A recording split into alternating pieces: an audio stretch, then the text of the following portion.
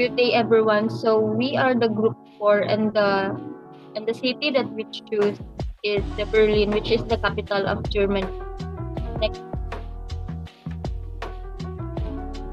next. Slide.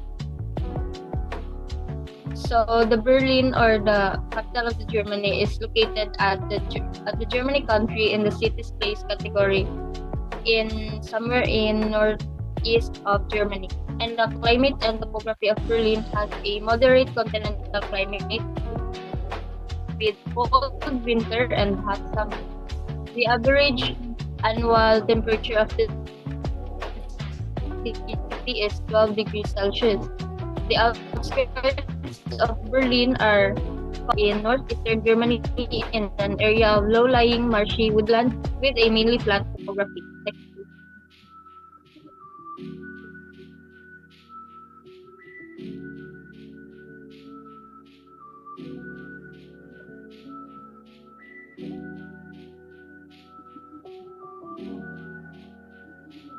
So the current metro area population of Berlin in 2023 is 3.5 million and has 0.08% increase from 2022. The metro area population of Berlin in 2022 was 3.5 million, 0.11% increase from 2021. The metro area population of Berlin in 2021 was 3.5.3,567,000 or 0.14% increase from 2020.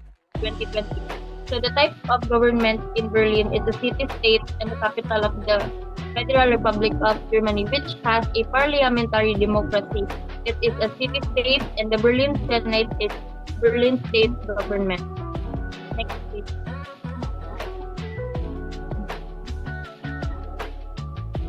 The ethnic groups of Berlin. So ethnic Germans are the majority ethnic group in Germany. The largest minority group are Turks.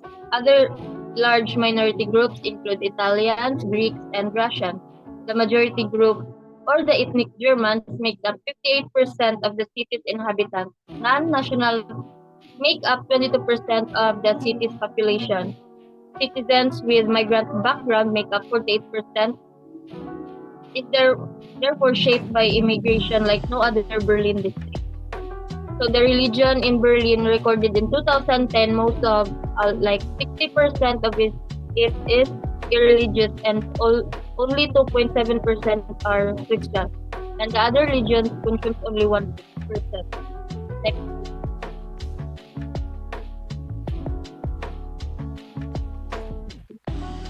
So the city size of Berlin. So the municipality on 31st of December 2015, the city-state of Berlin had a population of 3.5 million registered inhabitants in an area of 891.85 kilometers squared.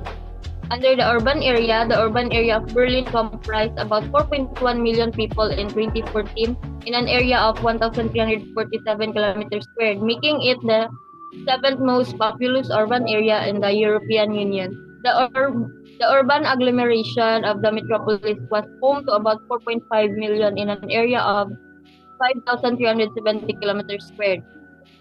Under the metropolitan area as of 2014, the functional urban area was home to about 5 million people in an area of approximately 15,000 kilometers squared.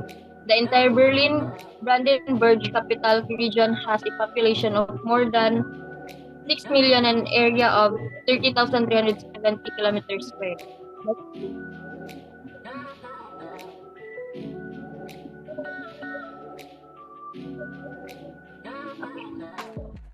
So now we'll discuss the repercussions of war in urban planning in Berlin. The origins of Berlin date back to the 30th century when it was founded as a trading town on River Spree throughout the Middle Ages. It developed into a bustling commercial center, eventually becoming a capital of the Kingdom of Prussia in the 18th century. This marked the beginning of Berlin's rise to political prominence. In the 19th century, Berlin's significance grew as it became the capital of the German Empire. And the planning history, the city's landscape transformed with grand wall, boulevards, stately architecture, and cultural institutions, making it a hub of art, science, and politics. However, this era was not without turmoil, with the two world wars in the 20th century leaving a profound impact in Berlin. Berlin during the World War II. The aftermath of World War II saw the division of Berlin. The city, along with the entire nation, was split into East and West Germany. Separated with the Berlin Wall, West Berlin became a symbol of the free world, an island with East Germany, while the East Berlin was under the control of the Soviet Union. The Berlin Wall, erected in 1961, was a stark representation of the Cold War's tension and the division of ideologies. The fall of Berlin Wall in 1989 was a historic moment that marked the end of the Cold War and the beginning of a new era. Berliners on both sides came together, celebrating their newfound freedom. This event led to the reunification of Germany in 1990, with Berlin as the nation's capital. Today, Berlin stands as a vibrant cosmopolitan metropolis with a rich cultural heritage and a bright future. The city's history continues to shape its identity, making it a place where the past, present, and future coexist in a harmonious blend of tradition and innovation. Berlin's story is not just a story of a city, it is a story of a nation and a continent, making it a captivating subject of study and exploration. The land use models found in Berlin through time. First, Berlin, like many others, has been influenced by urban planning theories and models that have shaped its development over time. Several prominent urban planning theories and models have influenced the layout and structure of the city.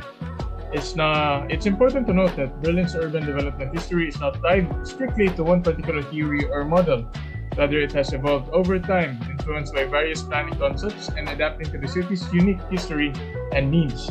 The city's layout reflects a combination of historical preservation and modernist innovation, and contemporary urban sustainability efforts.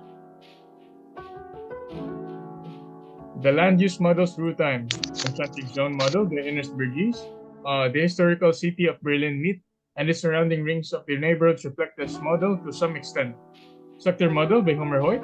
In Berlin, you can observe this is in a development along major transportation corridors and such as the radial expansion of districts and along subway or tram lines. Multiple nuclei model by Chauncey Harris and Edward Ullman. Berlin exemplifies this concept with various urban centers like Alexanderplatz, Potsdamer Platz, and Herforstedem, each serving as a nucleus for different types of activities. Next, Central Place Theory by Walter Steller. This theory discusses the spacing and location of central places in a hierarchical manner. Berlin's urban structure reflects this theory with its distribution of retail centers, services, and amenities in a hierarchical order. Garden City by Emily Zero Howard. Elements of the Garden City model emphasizing green spaces and accessibility to nature can be observed in Berlin's numerous parks and green areas, such as the Tiergarten and the Tempelhofer and the post-war reconstruction and Gruppestadt.